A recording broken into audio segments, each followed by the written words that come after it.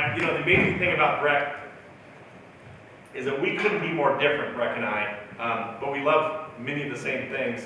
And I love hanging around Breck because when you hang around really smart and beautiful, brilliant people, you get more smart. And he has taught me so much, and I'm grateful for him. So I'm grateful that all of you would come today and spend a little bit of time with us. I really just want to have a good time with you, and I think that we're all going to have a wonderful time. As I was thinking about this book, Guts, and why we wrote it, I really have an innate desire to help people become the best they can be. Because I had people help me become the best I could be. I had people in my huddle that just changed my life. They taught me how to live with guts, and it made all the difference. And I want to share some things with you today, simple, poignant things that may help you on your journey. And let's have some fun as we do. How's that? All right? So, to understand guts, I think the first thing we need to look at is this idea of grit. In Greek mythology, there's this guy named Sisyphus who was cursed by the gods to forever take a huge boulder and push it up a hill. And it took him all day, and at the end of the day, the boulder would just roll right back down. He was cursed to do this every single day for eternity. Boy, that's grit. Or it's hell. I don't know what you call it, but it's a nightmare, right? But it took a lot of tenacity, resiliency to push that dang boulder up that hill, and that's grit. Another example of grit is, let's say Karen here. Let's say she got a degree in journalism because she wanted to be an investigative reporter, and she never quite got the right job, so she's working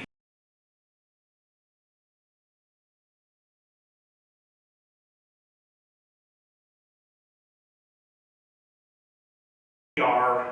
She's doing spin and pivot techniques and helping someone look really good. And weeks come and go, and at the end of the week, she just feels like she hasn't accomplished anything. She's just grinding it out. She has her nose to the grindstone, and over and over and over, she just does what she's supposed to do. She takes her paycheck, and she spends the weekends doing what she loves, right? So you have So she does what she needs to do here, earns money so she can really do what she loves on the weekend, which is like do her own blog and be an investigative journalist, because that's what she loves. How many people do you know that are in jobs that they hate?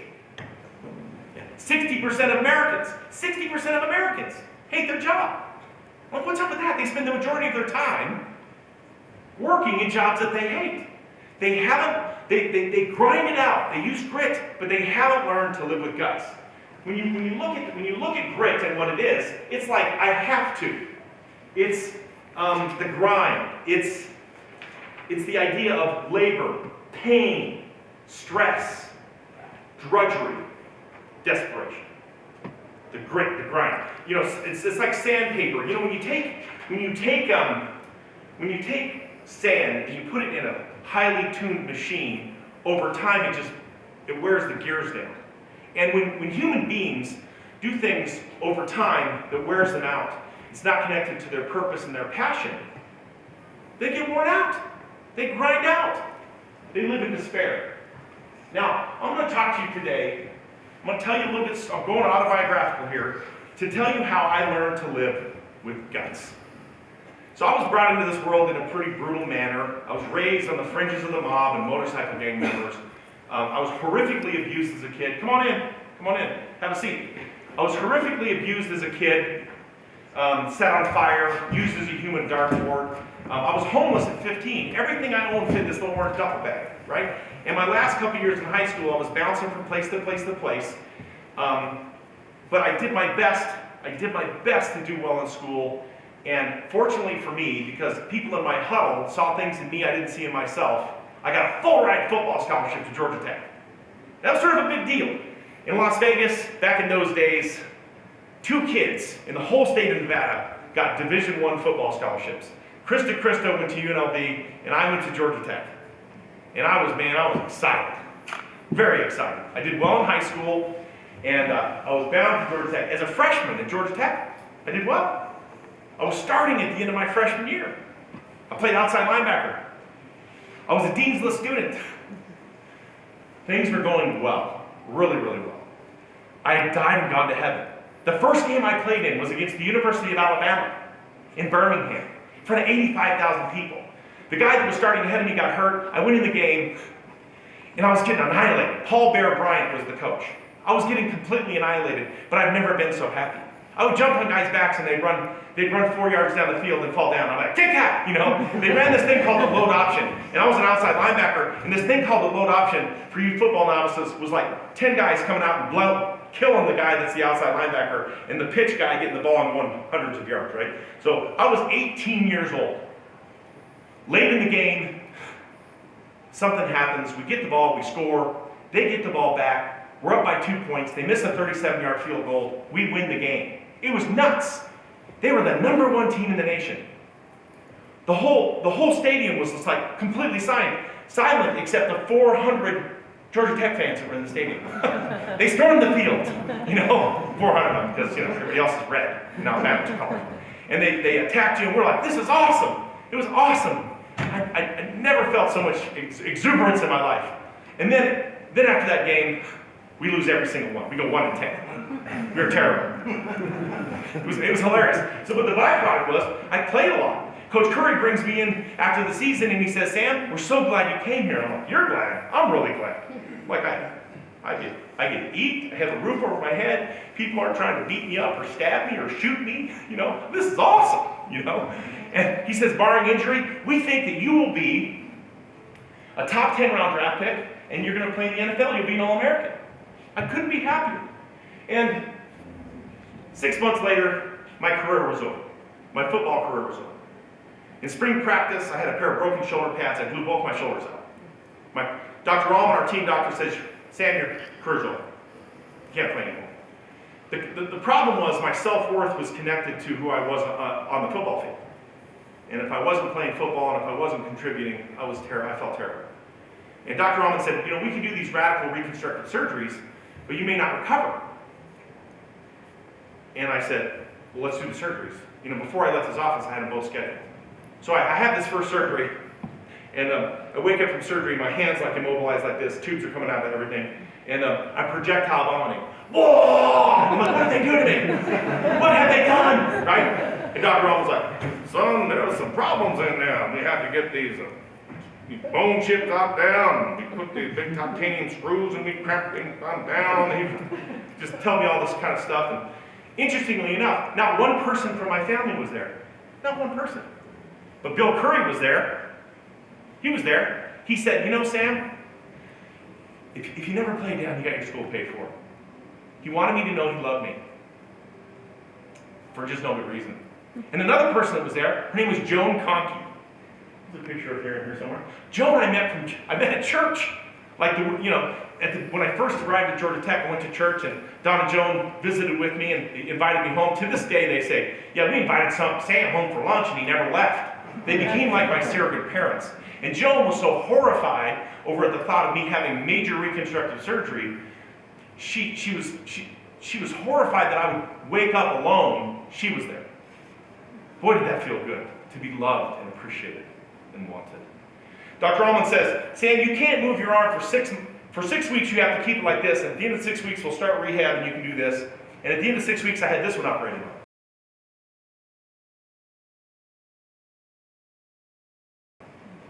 I wake up from surgery, tubes everywhere.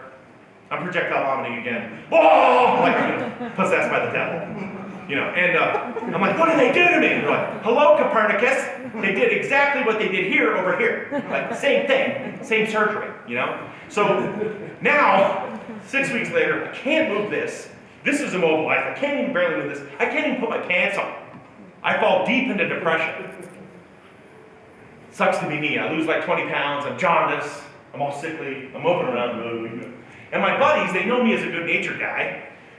So they're like, Bracken, we know what you need. I'm like, oh yeah, you know what I need? What do I need? They're like, road trip. I'm like, road trip? What do you mean road trip? They're like, yeah, we know you don't drink or do drugs or anything, and we need a driver to take us down to Destin, Florida for spring break, and you'll keep us out of jail, and he'll be all happy. And I'm like, oh, okay. Well, so I convinced them to drive to Destin, Florida. 13 of my buddies get my friend Andy's van, and we go all the way down to Destin, Florida. 2 guys check in for the college economies of scale. They get 1 room. 13 guys, because we're not there for the room, right? We're there to what? To party with all the hot chicas and yay, have a great time with all the girlies. My buddies are svelte, good-looking men. And so there's this beautiful resort, big pool, Atlantic Ocean, patch of dirt over here. There's a lounge chair, and I'm in the lounge chair in the dirt in absolute living hell. Because as the day goes on, I'm taking pain pills, I'm in pain. I'm just really reveling in my misery. Why? Why me? I'm a good person. I've been working hard. I've been showing I've been grinding it out, man, doing what I'm supposed to do. I'm doing what I'm supposed to do. And as the day goes on, my friends, they're having more and more fun. They're frolicking with all these fine-looking co-eds playing volleyball, Tommy. They're like, yay, volleyball. Not on your level, but they're playing great volleyball.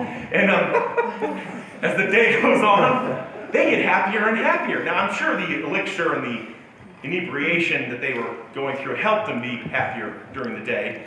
But as the day went on, they were happier, and as the day went on, I got more sad, more miserable. It's like the tide came in, the tide went out, and it's like it stole my hope. And I say to myself at the end of the day, my life sucks. It can't get any worse than it is right now. And at that very moment, a flock of seagulls flew overhead. And yes, they did. They pooped all over me. Bam, right here in the chest. I had poop in my eye. Ah! I'm screaming. Ah! And what do your friends do? Oh, I'm so sorry, Sandy. You have poop in your eye. Let's cleanse the poop out of your eye. No, what do? They're making fun of you. They're like, Bracken, you're a poop stick. They're making fun of you. And I'm like, and in that moment, in the dirt, asking that I'm vulnerable as can be, I'm like, my life sucks, why? And I get crapped on. And it was like a light bulb went off. And I'm like, no, I know exactly what's happening. This is becoming a defining moment for me. I had a great realization that if I go around asking, why me? Why did I have to be raised in all this kind of drug-crazed version of the Brady Bunch on an episode of Cops where all these wacko people were like insane? Why was I set on fire, brutally abused, physically, sexually, emotionally? Why me? Well, the gods had spoken, just like Sisyphus. Why you? Well, because that's the way life is. Sucks to be you, right? And it made me feel terrible. It made me feel like a victim. And you know what? Something clicked in my brain.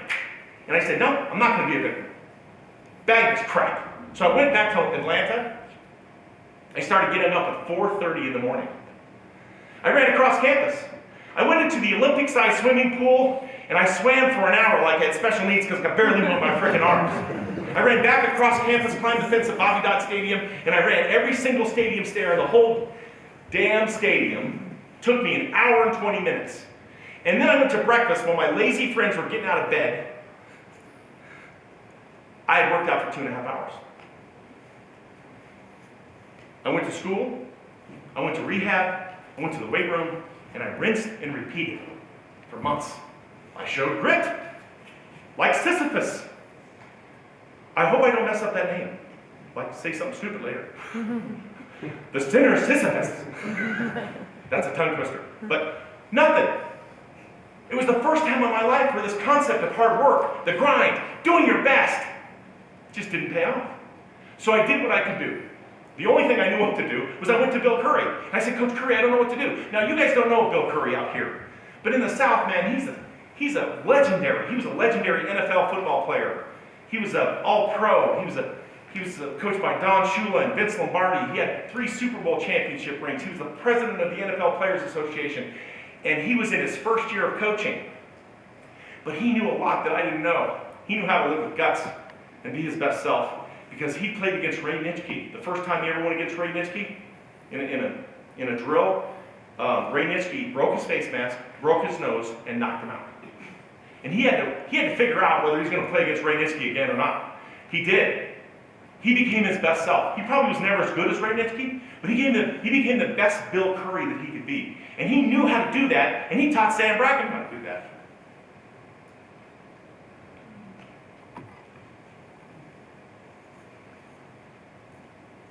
He taught me how to be the best person I can be. So because of that, I want to teach other people. So here's what he told me to do. He said, Sam, I want you to go to the bookstore and get a 3-ring binder. I want you to put 4 tabs in that binder and label them mind, body, heart, and soul. And then I want you to put paper behind each tab. And then the first thing I want you to do is take a personal inventory of where you're at right now. Write down where you're at. Be brutally honest. And then I want you to turn the page in each tab and write down where you want to be a year from now. One thing. Only one thing. One big gutsy goal. One thing. That's it. Because if you put too many things, you'll get nothing done. And then I want you to turn the page in each tab and I want you to write down a compelling purpose and motivation and reason to accomplish the goal. Because there's power in purpose. There's absolute power in purpose. Then I want you to turn the page in each tab and I want you to write down an action plan. New and better behavior. Things you haven't done that'll produce the goal. You know, I was young and inexperienced and I did exactly what he said. And everything I wrote in that book, at the end of 1 year, every single thing happened. It was amazing because I got a lot bigger. You know, I gained 70 pounds and I became an offensive guard. OG, like not original gangster, but offensive guard. But I started my last 2 years. I was all conference. I was nominated for the Brian Piccolo Award, which is like the NCAA Comeback Player of the Year. I lost to a kid from Clemson who had brain cancer. I didn't feel too bad about that, right? I finished my career doing great. Matter of fact, as a freshman, we were among the worst teams in college football, and as a senior, we were among the best teams in the top 10. I had my own collegiate card, you know? I learned to live with guts from Bill Curry in Georgia Tech, and it changed my absolute trajectory.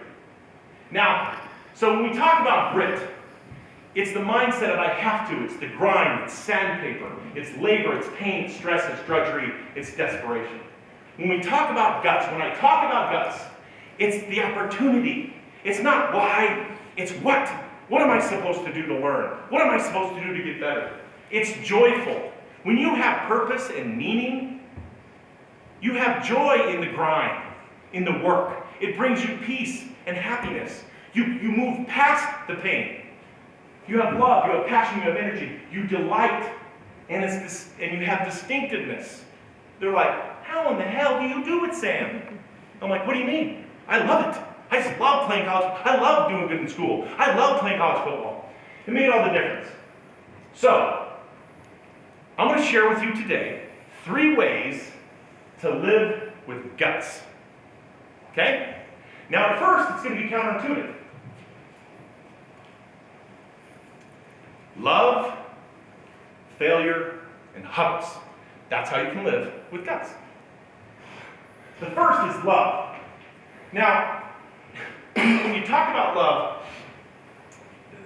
what I want to share with you here is, the idea is, do what you love and what loves you back. When I mean guts, when I'm talking about guts here, I mean do what you love and then what loves you back. Now, Robert Frost, I want to read this because I have not memorized this poem yet, so forgive me. Robert Frost was a great poet. Now, he did a lot of different jobs in his life to put food on the table, but what he never gave up was his poetry. He loved poetry, and poetry loved him. And one of my favorite Frost poems is called Two Tramps in Mud Time. And it's sort of like, to me, it's a story of Paul Bunyan, right?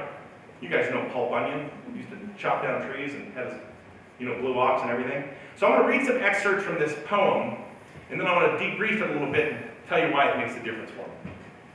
Good blocks of oak, it was I split, as large around as a chopping block, and every piece I squarely hit fell splinterless as a cloven rock, the blows that alike self-control.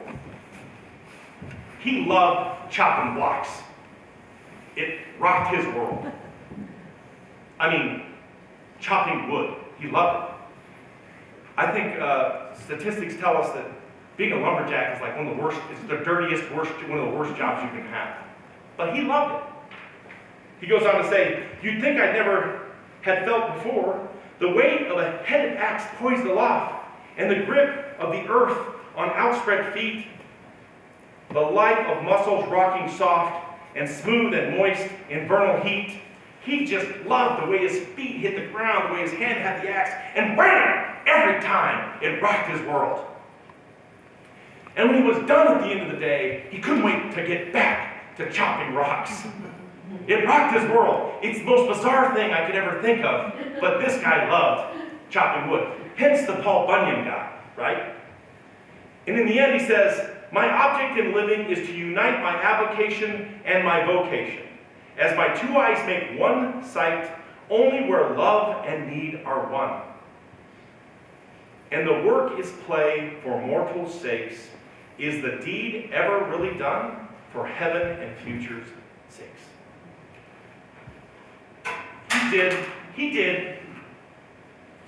He did what he loved, and it loved him back. He matched his vocation with his avocation. Vocation is what you do for a living.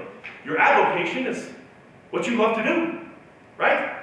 So the idea here that we're sharing is so unique and counterintuitive is this concept of love, do what you love, and what loves you back. Okay? Now the best way to describe this is when I was in high school, I took ballet. I loved ballet. I loved it. I was dancing with pretty girls. They're all gorgeous. I got to lift them up in the air in poetic poses. Hey, nice looking girl here. You know, I loved it. I loved the flexibility it gave me. The challenge was I was 6'5" and 230 pounds when I was 17 years old. Ballet did not love me back. I sucked at ballet. I sucked at it, right? I loved it, but I sucked at it, right? Do you love things that you suck at? Right? The point here is to do things that loves you back, right? So what loved me back was football. I can remember as 9 and 10-year-old hitting someone so hard as I possibly could, and they're on the ground shaking, and snot bubbles coming out of their mouth, their eyes are rolling back their head, and I'm like, this is awesome, and I'm crazed. I'm like, yeah, I'm getting beat up at home, I'm gonna knock the crap out of these people so that I can feel powerful, yeah, woo-hoo! That's why football players are wacko, because they get that kind of reinforcement, right? I was good at football, and football loved me back. Until I was 20 years old, 22. But it paid for my college. It made all the difference. It's poor Kim. She's married. She always tells us people, I'm married into a football family. The Prouses are here. He's coached football with me before. I was one intense football coach. I love football. It rocks my world. Jacob, who's here, he played football. This is his senior year. We would completely disrupt the fans, like everybody. We were insane in the stands because I'm a freaking junkie when it comes to football. I love it and it loves me. And I call every single play. Before it even happens, I'm calling the play. Because I've been a coach my whole life. I coached in college, I coached in high school, and I coached in Little League for 15 years. So coaching is something I love to do, and it loves me back. That's what I do for a career today. I'm an executive coach. I'm a consultant. I do a lot of different things. But mainly, I coach, and it loves me back. I'm pretty good at it, right? So when you think about this, I want to ask you this powerful question, and it's simply this. Have you discovered what you love and what loves you back? Just think about that for a moment. The next thing is counterintuitive as well, and it's failure.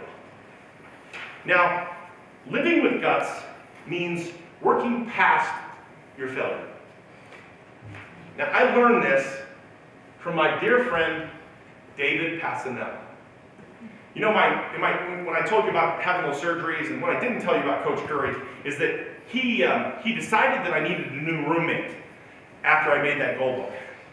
My new roommate was David Passanella. Now, Kim, years later, when she met Dave, she met him, shook his hand, and she immediately went, boom, like his legs were 36 inches long. He was 5'10", weighed 310. He was the world's strongest man. He was a freak of nature, okay? He squatted 1,275 pounds. He bench pressed 770, and he deadlifted 990. He held world record in the squat, in the deadlift, and the overall. And he was my roommate. And he was a freak of nature. And I could barely bench the bar. right? So Coach Curry's like, okay, you're willing to pass. No. So what Passanella taught me was to love failure. I'm like, we would work out with the team for 2 hours. And then Pass would be like, where are you going? I'm like, what do you mean? He goes, no, we're still in here. We got to stay in here for another. I need someone to work out with. I'm like, why? He goes, I need a spot. I'm like, what do you mean? He goes, I need someone to help, when I'm working past failure, to help me get the weight up. So we'd spend another 2 hours in the weight room. And what I learned from Passanella was to love taking myself to the limit physically through weightlifting. Weightlifting, it makes a lot of sense, you know? The way you get stronger in weightlifting is you push the weight, your muscles tear down, you rest, and you actually grow muscles again. It's in the opposition to the weight. It's where you get stronger. The way you get stronger is because of the dynamics of the opposition and taking yourself to failure, right? Now, I think we can understand that physically, but the same principle works emotionally. Candace, you're a counselor, right? You know that to build healthy emotional relationships, you have to learn to work through the difficult times, right? To go back and forth, to have respect and love and empathy for one another, and to work through the difficulties, through opposition. And that when you do that, when you learn to do that, your love becomes stronger than anything out there. It becomes an unbreakable bond. You see, in your relationships, you need to press those. Press them to failure. Press them past failure. And you know what? You make mistakes, you course correct, you move on. That's what gives you success. Intellectually, it's found in learning. Learning is not a free gift. You have to challenge your thinking. My friend Brack, what I love about Brack is he challenges my thinking all the time. When we're in meetings with Bob and Bill and Brack and Treon and Kish, and we start talking about politics, it is hilarious because we couldn't be more different. I mean, we're all, middle-aged white guys, but we couldn't, well, except for Kish. He's brown and beautiful, and he's physically fit more than all of us. We couldn't be more different politically, right? But I learned so much from him because he challenges my intellectual capability. He challenges my thinking. He's teaching me to critically think. And when you do that, when you learn from people, when you press yourself, and you say, hey, I may be wrong, or I may have made a mistake here, and then you course correct, you become smarter. You become more capable. And you know what? A relationship with a higher power, spiritual relationship, that does not come free. You have to struggle to come to grips with that. It is in the failure that we find success. But does society teach us that? No. What does society say? Oh, we don't want our children to have failure at any cost. Every kid gets a trophy. That's bullcrap. It doesn't teach them anything, right? Now, millennials are wonderful. They have wonderful talents and skills, right? But as we learn about failure, right, we are positioned for success in greater ways. To look toward failure, to move past it, to learn from it, is how you become successful. Now, you must fail in order to succeed. I can't tell you how many times I failed on the football field. I played against some great football players. I jumped on Herschel Walker's back one time and he ran 17 yards and fell down. He was the Heisman Trophy winner, right? I played against William the Refrigerator Perry. He was 6 foot tall, weighed 360, and ran a 4.640, and he was a freak of nature, right? I played against him a whole game against Clemson, and I felt like I had cerebral spinal fluid coming out of my ear. Because every time I hit him, it was like a brick wall. And the only way I could ever block him was I just got in his wheels, and he was so fat and out of shape, he just fell over, right? But again, my greatest college football game was against William Perry. I graded out like a 94% because I had to figure out how to block him. And I failed miserably the first 4 plays of the game. He sacked the quarterback 3 times. Right? So it's a wonderful thing. Now when you think about it, we can advance the slide here. When you think about it, here's a slide of nothing but failures in the first parts of their life. All these people failed miserably. They're recognizable, aren't they? Colonel Sanders. That recipe, I can't resist it. I just have to have the chicken, right? He didn't even start his career until he was 60. Michael Jordan, Oprah Winfrey, Abraham Lincoln, he lost countless elections before he became the president. Winston Churchill lost elections. He had massive failures, but he became the leader of Great Britain when they needed him the most. Oprah Winfrey, Steve Jobs, J.K. Rowling, she was a single mother in poverty, On state assistance, she's worth $1 billion today. Monet, Einstein, Walt Disney was fired from his first job because he wasn't creative enough. I mean, give me a freaking break. Edison, we know Edison's story. Like, how many times did he roll through the failures of the light bulb and to get a source that would be consistent over time? So, Michael Jordan, I love this quote. Michael Jordan, quite possibly the greatest basketball player of all time, said this: "I missed more than 9,000 shots in my career. I've lost almost 300 games, 26 times. I've been trusted to take that game-winning shot, and I failed. I missed the shot. I failed over and over and over again in my life, and that's why I succeed." We succeed when we fail. My son Ben throws the shot put, the discus and the hammer. A couple weeks ago, he didn't do so well. He called me upset, and I'm like, "Sucks to be you." Sorry. I listened to him. It wasn't that bad. I listened to him. And then I said, "What are you going to do about it?" He goes, "Well, I'm going to throw farther." I'm like, "Damn straight you are. You're going to throw farther. Next time you throw, you're going to throw a lot farther.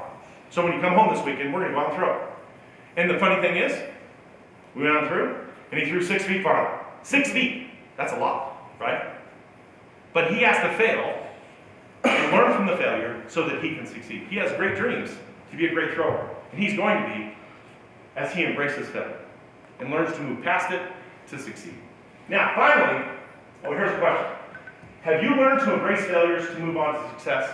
This is hard. This is one of those things to say, "Oh, just embrace failure. You know, it's a stepping stone to help you succeed."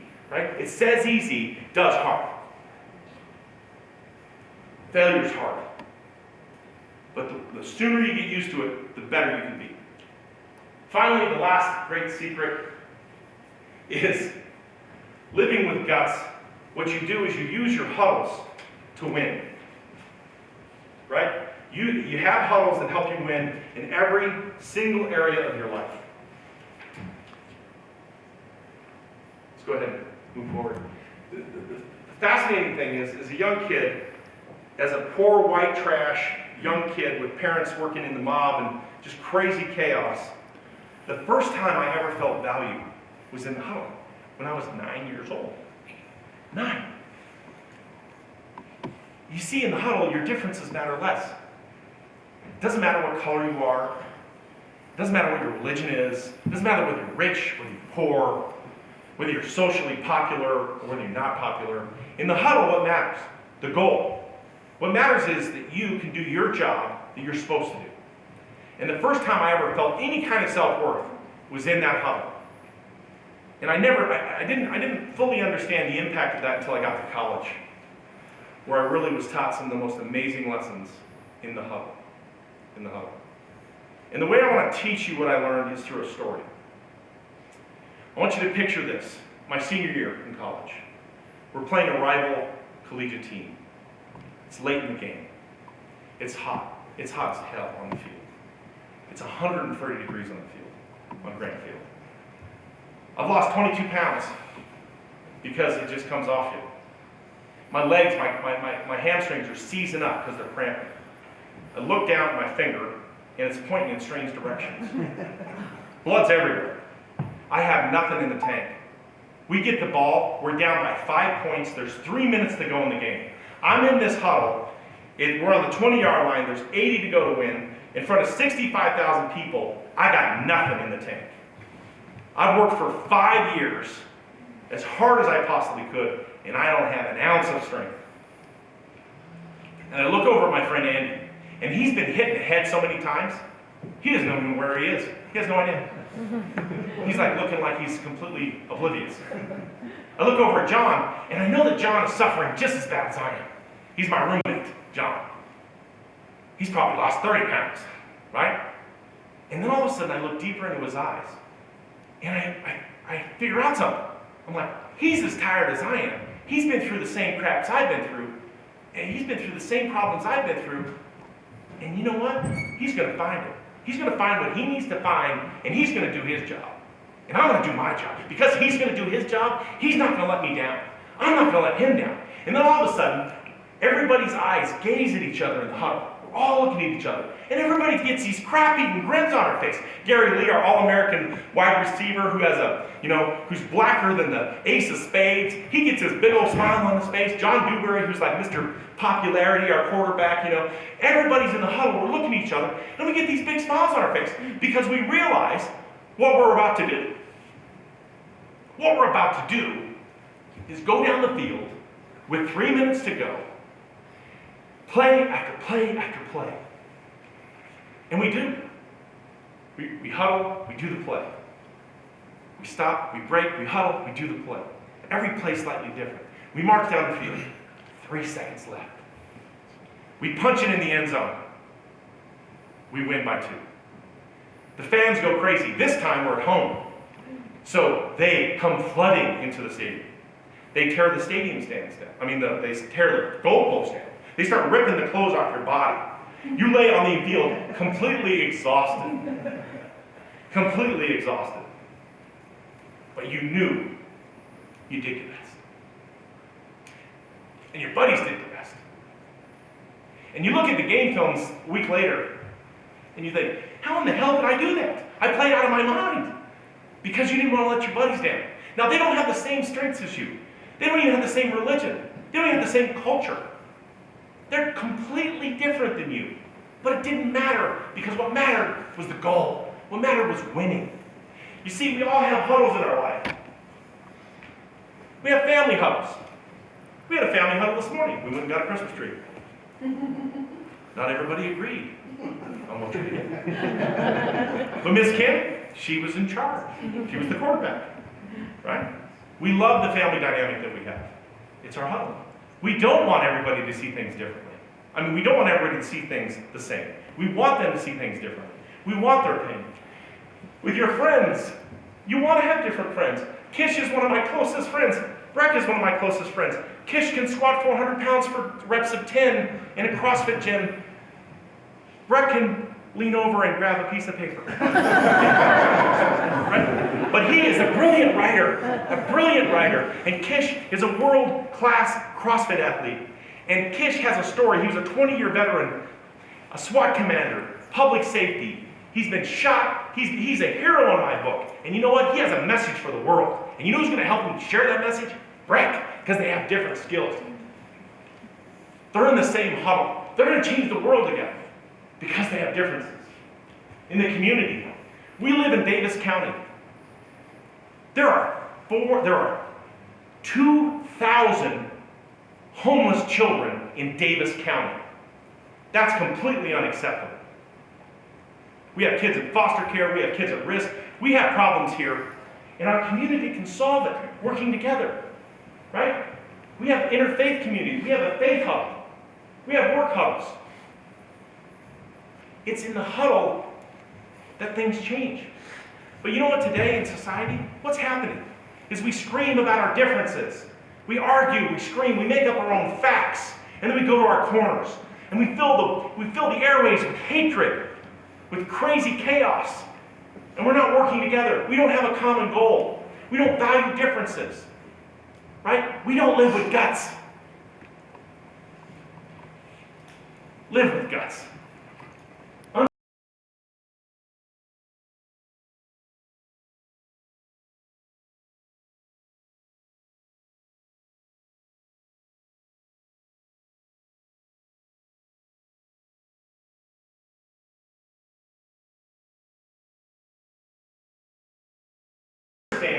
Your huddles help you win. I'm using football analogies because that's what I know. But you have family huddles, you have church huddles, you have work huddles, you have community huddles. We have a huddle here at Center Point, right? This theater has a huddle. It's a marvelous huddle. Here's my question. Who's in your huddle and why? Over my lifetime, I've had key people in my huddle. Shay Seeley, he's in my huddle. I'm so grateful that we were on a few months ago, I met him at a retreat in Wyoming, right? He's now in my huddle. I love the fact that he's in my huddle. It makes all the difference. We're learning together. We're changing the world a little bit at a time together. Dave Adams, he's a politician in Kaysville. He's in my huddle. I'm grateful for him and the differences we share. Here's my challenge. Live with guts, not grit. And in the end, one last slide here, I think. Yeah. Here's how you do it. Do what you love, and what loves you back. Some of you are meant to be ballerinas. Miss Hannah, you're much more meant to be a ballerina than a football player. Daddy was not meant to be a ballerina. Ballet, I don't even know the word, right? A male ballet dude. You, on the other hand, are a fabulous dancer. You love it, and it loves you back. You love singing, and it loves you back. Failure. Next time you have a terrible failure, say, how can this be the best thing that ever happened? It changes the way you think. What did I learn from it? How can I get better because of it? And finally, your huddles. Surround yourself with powerful, positive people who are different than you, who have complementary strengths. That doesn't mean free. That means different. That means balanced, right? Because that's how you learn and grow. And in the end, you become your best self. You become your best self. Now, arguably, I try to be my best self every day. But sometimes I fail. But for the most part, I try to be the best person I can. And you know how I'm rewarded by it? Because I have this awesome family huddle. And recently, we've had these great additions. Stephanie and Tawny. These beautiful young women who are part of our family. It's part of our huddle. Now trust me, we have a family gathering, and there's all sorts of chaos and differences and all this kind of stuff going on. But in the end, we love each other, and we encourage each other to do what we love and love what we do, to learn from our failures, and to be complementary in nature. It's been an honor and privilege to spend time with you, and I hope you enjoyed the book, and I hope you enjoy our time together today. Thanks for your time. Have a great one.